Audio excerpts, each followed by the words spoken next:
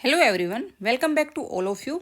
आज के लेक्चर में हम भारतीय संविधान के सोर्सेज, स्रोत और इसकी फीचर्स, इसकी विशेषताएं देखेंगे। अब सबसे पहले संविधान क्या होता है। देखो, आपके घर में भी एक व्यवस्था चलती होगी, कुछ नियम, कुछ कानून होंगे। जैसे कोई नियम होगा, एग्जाम्पल के लिए हम मान लेते हैं कि रात के 8 बजे के बाद आपको घर से बाहर नहीं जाना। आपके फादर ने एक नियम बना रखा है, तो उन नियमों पर आपका घर चलता है। ऐसे ही किसी भी देश की शासन व्यवस्था को चलाने के लिए कुछ नियम और कानून होते हैं, वही क्या होता है, संविधान होता है। ठीक है, जब उन नियमों और कानूनों को लिख दिया जाता है तो वही क्या होगा, रिटन कॉन्स्टिट्यूशन, लिखित संविधान। तो संविधान क्या होता है, कुछ लिखित नियमों और कानूनों का समूह होता है जिससे किसी भी देश की शासन व्यवस्था को चलाया जाता है। ठीक है, अब इट्स समथिंग अबाउट मी। आइए अब आज का लेक्चर स्टार्ट करते हैं। आज का लेक्चर हम एक छोटी सी स्टोरी से स्टार्ट करेंगे। मान लो आपके घर में शादी है लड़की की, आपके पास कुछ चीज़ें नहीं हैं, तो आप आस पड़ोस के लोगों से, गांव वाले लोगों से कुछ चीज़ें उधार में ले लेते हो। जैसे बर्तन हो गया, चारपाई होगी, आदि आदि। तो आपने कुछ चीज़ें उधार ली, फिर आपके घर में शादी हो गई कंप्लीट। तो क्या अब गांव वाले जिन्होंने आपको चीजें उधार दी थी, वो क्या ये कह देंगे कि शादी हमने करवाई है? नहीं ना, क्योंकि शादी तो किसने करवाई है, लड़की के पेरेंट्स ने ही की है शादी तो मेनली। तो गांव वाले ये नहीं कह सकते कि ये शादी हमने करवाई है। हालांकि उन्होंने कुछ चीजें उधार दी है, लेकिन वो ये नहीं कह सकते कि ये शादी पूरी हमने ही करवाई है। अब इसी से हम अपना टॉपिक रिलेट करते हैं कि हमने भारतीय संविधान को बनाया, उस टाइम हमने बहुत सारे देशों से कुछ कुछ चीज़ें उधार में ले ली। इसीलिए कई बार आलोचक ये कहते हैं कि भारतीय संविधान एक उधार का थैला है, कि उधार लिया हुआ है टोटली।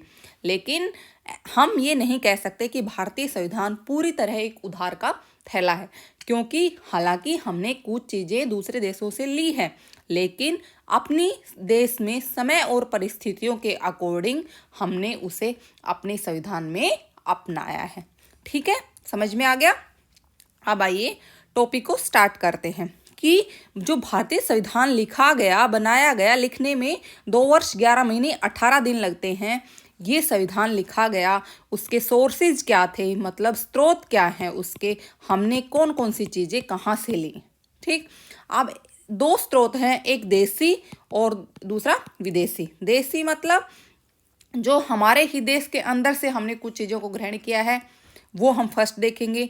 तो मेनली इसमें है इंडिया एक्ट 1935, भारतीय संविधान जो एक्ट था भारत का, 1935 का एक्ट, उससे हमने बहुत सारी चीज़ों को अपने संविधान में एज इट इज़ ग्रहण कर लिया। हमारे संविधान में आपको पता है 395 अनुच्छेद है, इसमें से 250 के लगभग आर्टिकल्स को हमने अपने संविधान में सेम टू सेम ले लिया है। ये कहा जाता है कि हमने काफ़ी चीज़ें हमने 1935 के एक्ट से ही उधार में ले ली हैं। तो अब 1935 के एक्ट से हमने क्या क्या लिया है। सबसे पहले जो हमारा फेडरल सिस्टम है, जो हमारी संघ व्यवस्था है, उसकी कुछ विशेषताएं हमने यहाँ से ली हैं। ऑफिस ऑफ गवर्नर, उस टाइम हमारे देश में कौन शासन कर रहे थे, गवर्नर, बाद में वायसराय, ये अधिकारी ही देश प्रशासन कर रहे थे। तो जो गवर्नर का ऑफिस होता है, ये हमने एज इट इज कहाँ से ले लिया, 1935 के एक्ट से। इसके अलावा इमरजेंसी पावर्स हमने यहाँ से उठा ली हैं। ये थे भारतीय संविधान के देसी स्रोत, हमने देश के अंदर से क्या ग्रहण किया है। ओके, इसमें मेनली आएगा 1935 का एक्ट। अब विदेशी स्रोत देखेंगे कि फॉरेन से हमने, विदेशों से हमने क्या क्या ग्रहण किया है। सबसे मेन इसमें कौन है, ब्रिटेन, क्योंकि इतने वर्षों की गुलामी हमने ब्रिटेन की झेली थी, तो उस व्यवस्था के हम हैबिचुअल हो गए थे, उसी व्यवस्था को देखते देखते हम हैबिचुअल हो गए थे। तो हमने बहुत सारी चीज़ें ब्रिटेन की एज इट इज उठा ली हैं। तो कौन कौन सी, लॉ मेकिंग प्रोसेस, हमारा कानून कैसे बनता है ये, और रूल ऑफ लॉ, कानून का शासन, तब हमने कहाँ से लिया, ब्रिटेन से। इसके अलावा सिंगल सिटीजनशिप, एकल नागरिकता, आपको पता है अगर मैं आपसे पूछूं आप हरियाणा के नागरिक हैं या इंडिया के, तो आप कहोगे इंडिया के। आपने सुना है कि मैं हरियाणा का नागरिक हूं, मैं राजस्थान का नागरिक हूं या मैं पंजाब का नागरिक हूं? नहीं ना। तो हमारे देश में एकल नागरिकता को अपनाया गया है, हम सिर्फ केवल एक भारत देश के नागरिक हैं, ठीक है। उसके अलावा द्विसदनीय व्यवस्था, हमारी पार्लियामेंट कैसी है? 2 सदन की। कौन सी संसद के 2 सदन कौन से हैं? लोकसभा और राज्यसभा। ये हमने कहाँ से लिया है? ब्रिटेन से। ऑफिस ऑफ कैग, जो कैग है वो भी, उसका जो कॉन्सेप्ट है वो हमने कहाँ से लिया है? ब्रिटेन से। कैग क्या होता है ये सब हम डिटेल में बाद में करेंगे। अब यूएसए, संयुक्त राज्य अमेरिका से हमने क्या क्या लिया है? न्यायपालिका की स्वतंत्रता, उसके अलावा न्यायिक पुनरावलोकन, फंडामेंटल राइट्स, मौलिक अधिकार, ये सब हमने कहाँ से लिए हैं? संयुक्त राज्य अमेरिका से। इसके अलावा हमारा राष्ट्रपति कैसे कार्य करेगा, उपराष्ट्रपति कैसे कार्य करेगा, ये सब भी हमने वहीं से लिया है। सुप्रीम कोर्ट और हाई कोर्ट के जजेस को हटाने का तरीका भी हमने यहीं से लिया है, ठीक है। अब कनाडा से हमने क्या लिया है?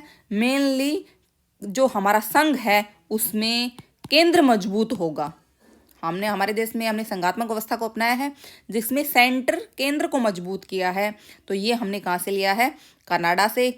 इसके अलावा जो अवशिष्ट शक्तियां हैं वो कहाँ से ली हैं हमने? कनाडा से। कि अवशिष्ट शक्तियां किसको दी गई हैं? केंद्र को, ठीक है। अब नेक्स्ट आयरलैंड से हमने क्या लिया है? काफी इंपॉर्टेंट क्वेश्चन है, बहुत सारे एग्जाम में पूछा जाता है। तो राज्य के नीति निर्देशक सिद्धांत हमने कहाँ से लिए हैं? आयरलैंड से। राज्य के नीति निर्देशक सिद्धांत। इसके अलावा हमारा राष्ट्रपति कैसे चुना जाता है? हमारा राष्ट्रपति एक निर्वाचक मंडल के द्वारा चुना जाता है, तो ये कैसे चुना जाता है? ये हमने कहाँ से लिया है? आयरलैंड से। इसके अलावा राज्यसभा में साहित्य, कला आदि से रिलेटेड कुछ मेंबर्स को नॉमिनेट करता है राष्ट्रपति। कितने मेंबर्स को? 12 को। इनको नॉमिनेशन की जो विधि है वो भी हमने कहाँ से ली है? आयरलैंड से। साहित्य, कला आदि से कुछ मेंबर क्या होंगे? राष्ट्रपति द्वारा मनोनीत किए जाएंगे। किसमें? राज्यसभा में। ये हमने कहाँ से लिया है? आयरलैंड से। अब वाइमर संविधान है जर्मनी का, इससे हमने किया है कि जब इमरजेंसी लग जाती है उस टाइम हम फंडामेंटल राइट्स, मौलिक अधिकारों को सस्पेंड कर सकते हैं, ठीक है। अब ऑस्ट्रेलिया से क्या लिया है? जो हमारी समवर्ती सूची की अवधारणा है वो हमने कहाँ से ली है? ऑस्ट्रेलिया से। 3 तरह की सूचियां होती है, संघ सूची, राज्य सूची और समवर्ती सूची, ठीक। तो समवर्ती सूची की अवधारणा हमने कहाँ से ली है? ऑस्ट्रेलिया से। अब आता है साउथ अफ्रीका। हम अपने संविधान में संशोधन कैसे कर सकते हैं? संविधान बनाने वालों ने तो एक बार संविधान बना दिया, लेकिन धीरे धीरे उसमें क्या होता रहता है? संशोधन होता रहता है।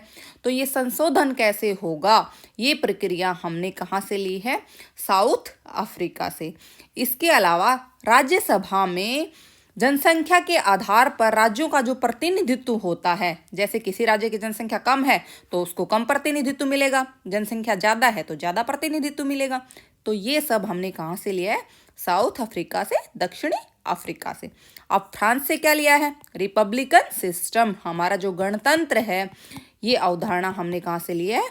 फ्रांस से। इसके अलावा समानता, स्वतंत्रता और भ्रातृत्व की भावना, भ्रातृत्व के जो विचार हैं ये हमने कहाँ से लिए हैं? फ्रांस से, ठीक है। जो यूएसएसआर का संविधान है वो, उससे हमने कहाँ से क्या लिया है? फंडामेंटल ड्यूटीज, मौलिक कर्तव्य। और जो हमारी प्रियम्बल प्रस्तावना में न्याय का जो आइडिया है वो हमने कहाँ से लिया है? यूएसएसआर से। अब स्रोत हो गए। अब हम अपने भारतीय संविधान की विशेषताओं को देखेंगे। हम अपने संविधान की विशेषताओं को अभी बिल्कुल शॉर्ट में देखेंगे क्योंकि यही चीज़ें हमें बाद में बिल्कुल डिटेल में पढ़नी है। इसलिए किसी को यदि कुछ समझने में थोड़ी सी दिक्कत आती है तो कोई प्रॉब्लम नहीं है, क्योंकि हम इन्हीं विशेषताओं को बाद में डिटेल में पढ़ना है कि हमारा संविधान है क्या है, उसमें क्या क्या चीज़ें हैं। यही पूरे पॉलिटी का जो टॉपिक है वो यही रहेगा कि संविधान में क्या क्या है, ठीक है। अब विशेषताओं पर आते हैं। जो हमारा भारत का संविधान है वो दुनिया का सबसे बड़ा संविधान है, विस्तृत और व्यापक संविधान है जो लिखा हुआ है, सबसे बड़ा संविधान है। तो इसमें 395 आर्टिकल अनुच्छेद हैं, 22 पार्ट्स हैं और 8 अनुसूचियां हैं। संविधान जब बना उस टाइम 8 अनुसूचियां थी, अब फिलहाल कितनी हो गई हैं? 12। ठीक है। हमने अपने संविधान में सब कुछ डिटेल में लिखा हुआ है कि स्टेट कैसे काम करेंगे और सेंटर कैसे काम करेंगे।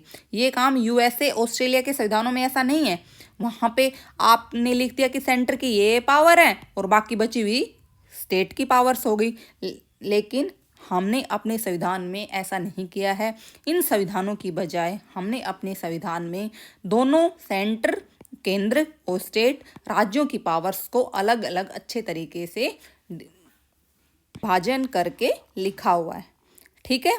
इसके अलावा इमरजेंसी के जो प्रोविजंस हैं वो भी हमने अच्छे से लिखे हुए हैं। इमरजेंसी के 3 आर्टिकल देखो काफ़ी इंपॉर्टेंट है, 352, 356 एंड 360। ये 3 आर्टिकल इमरजेंसी में काफ़ी इंपॉर्टेंट हैं। इसके अलावा हमने डिटेल में लिखा हुआ है कि कुछ स्टेट को, जैसे नागालैंड हो गया, मिजोरम हो गया, असम हो गया, ऐसे नॉर्थ ईस्ट के कुछ स्टेट को हमने क्या दिया हुआ है? स्पेशल स्टेट का दर्जा दिया हुआ है। पहले जम्मू कश्मीर को भी था, लेकिन अब जम्मू को हमने क्या बना दिया? 2 यूटी बना दिए। केंद्र शासित प्रदेश बनाने के बाद धीरे धीरे ये जो स्पेशल स्टेट के जो प्रोविजंस थे वो क्या किए? हटा लिए गए। ठीक है। अब हमारे संविधान ने संप्रभु कौन है? क्या कहा गया है? हम भारत के लोग। तो लास्टली संप्रभुता किसको दी गई है? पीपल ऑफ इंडिया, भारत के लोगों को ही दी गई है। ठीक है। अब नेक्स्ट, हमने स्टेट में और सेंटर में दोनों में पार्लियामेंट्री सिस्टम को अपनाया है। कहाँ से लिया ये पार्लियामेंट्री सिस्टम? ब्रिटेन से। तो अब पार्लियामेंट्री सिस्टम क्या होता है? जैसे देखो, ये हो गया, ये हमने मान ली संसद, विधायिका, और ये हो गई कार्यपालिका। जहाँ पे संसद में से ही, ये संसद में से ही क्या निकलती है? कार्यपालिका निकलती है। वो क्या होता है? पार्लियामेंट्री सिस्टम की कार्यपालिका हमारी विधायिका में से ही निकल रही है और उसी के प्रति क्या होती है? उत्तरदायी होती। ठीक है। अब है नेक्स्ट कि जो हमारा संविधान है, रिटन कॉन्स्टिट्यूशन तो है, लेकिन फिर भी ये फ्लेक्सिबल है, मतलब इसमें लचीलापन है। टाइम टू टाइम इसमें संशोधन हम कर सकते हैं। इसके अलावा भारतीय संविधान में फंडामेंटल राइट्स को भी अच्छे तरीके से लिखा गया है, मौलिक अधिकारों को। तो मौलिक अधिकार कितने हैं? 6। जब संविधान बना उस टाइम कितने मौलिक अधिकार थे? 7। तो कौन सा मौलिक अधिकार हट गया? संपत्ति का मौलिक अधिकार हमारा हट गया है। ये कौन से आर्टिकल में था? 31 में। राइट टू प्रॉपर्टी हमारा पहले 31वें आर्टिकल में था, 31 में। फिलहाल कितने मौलिक अधिकारों से हटाकर इसको कौन से आर्टिकल में डाल दिया गया है? 300A में। ठीक है। अब भारतीय संविधान में मौलिक अधिकारों की बजाय मौलिक कर्तव्यों को भी और राज्य के नीति निर्देशक सिद्धांतों को जगह दी गई है। ठीक है।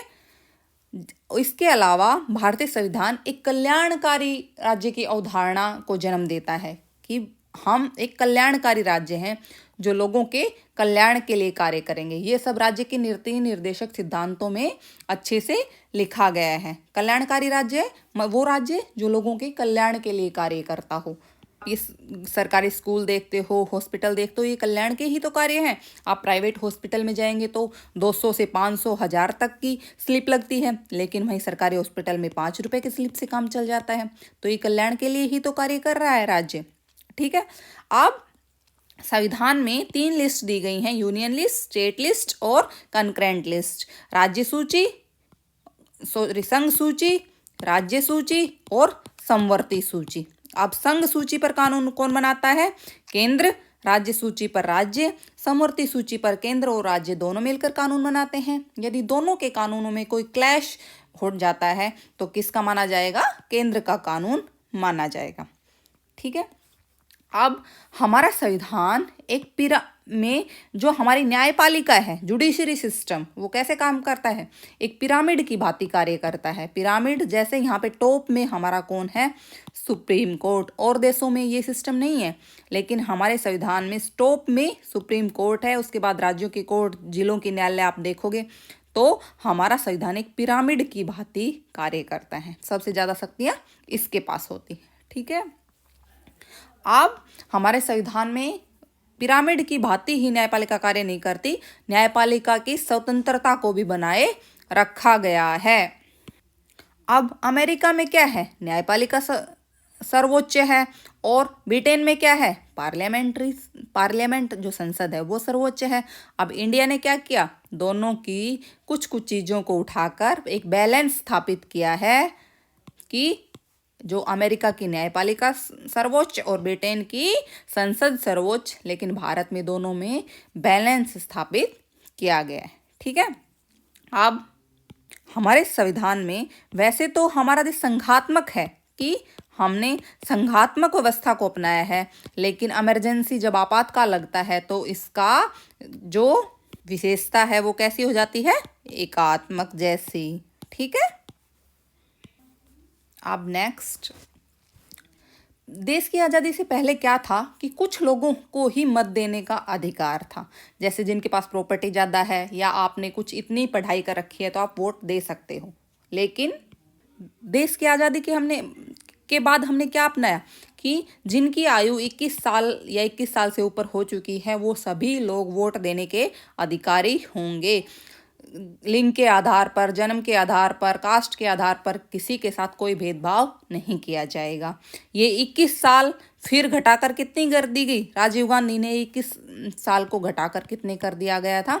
18, कि 21 साल नहीं, अब 18 साल से ऊपर जितने भी लोग हैं वो वोट देने के अधिकारी होंगे।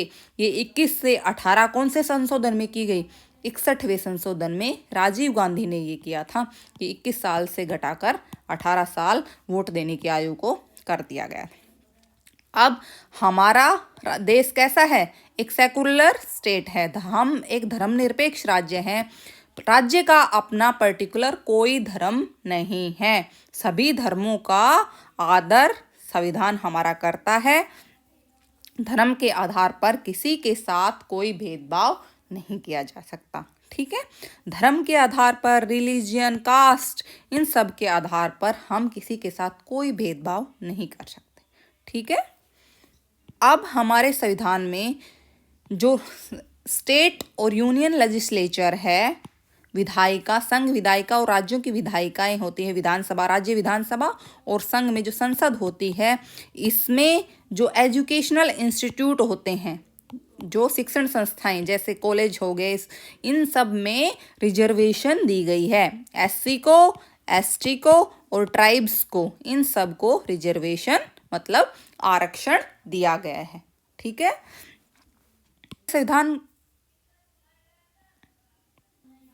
हमारे संविधान का एक मेन फीचर क्या है? पंचायती राज। जो आप गांव में देखते हो ना कि एक सरपंच होता है, पंच होते हैं, तो वो गांव की व्यवस्था को चलाते हैं। तो हमारे संविधान में पंचायती राज को अपनाया गया है। ठीक है, जब संविधान बना उस टाइम आर्टिकल 40, 40 और पार्ट 4 में पंचायती राज को अपनाया गया था, लेकिन 73rd अमेंडमेंट के बाद इसको कानूनी रूप से वैधता मिल गई है। ओके, अब नेक्स्ट, एक बहुत ही इम्पोर्टेंट चीज़ ये है कि हमारे संविधान में आर्टिकल्स तो हम सबको पता है कितने आर्टिकल हैं, 395 आर्टिकल हैं, लेकिन अब संविधान में इतने संशोधन हो गए तो काफ़ी लोगों के मन में ये डाउट आता है कि इतने आर्टिकल जुड़ भी गए फिर भी, हाँ, अगर कोई आपसे पूछे आर्टिकल्स की संख्या कितनी है तो कितनी कहोगे? 395। तो ये कैसे पॉसिबल है? देखो, संविधान में संशोधन होते रहते हैं, जैसे 1, 2, 3, 4 ऐसे, लास्ट कितना है? 395।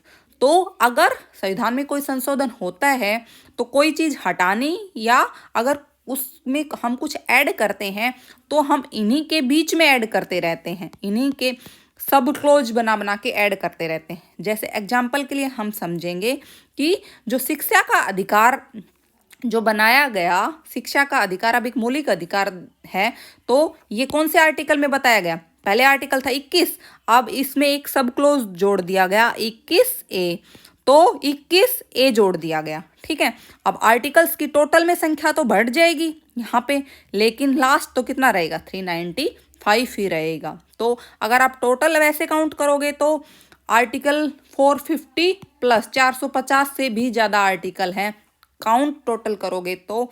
लेकिन अगर आपसे कोई लास्ट संख्या पूछेगा तो ये कितनी रहेगी? 395 ही रहेगी, क्योंकि हम बीच में से कुछ सब क्लोज या तो ऐड करते हैं या उनको क्या कर देते हैं? घटा देते हैं। ठीक है, अब अगर आपने पूरा लेक्चर अच्छे से देखा है तो आप इन 2 क्वेश्चनों के आंसर दो कि सबसे पहला क्वेश्चन, कौन सा प्रधानमंत्री था, वो पीएम कौन सा था जिसने हमारे मत देने की आयु को 21 से घटाकर 18 कर दिया था? ठीक है, उस प्रधानमंत्री का नाम बताओ। इसके अलावा पहले कितने मौलिक अधिकार थे, अब कितने मौलिक अधिकार हैं? मौलिक अधिकार फंडामेंटल राइट्स अब कितने हैं, और कौन सा मौलिक अधिकार को हटा दिया गया? नीचे कमेंट बॉक्स में लिख के दोनों क्वेश्चन के आंसर दो अगर आपने टॉपिक को अच्छे से समझा है। Thank you.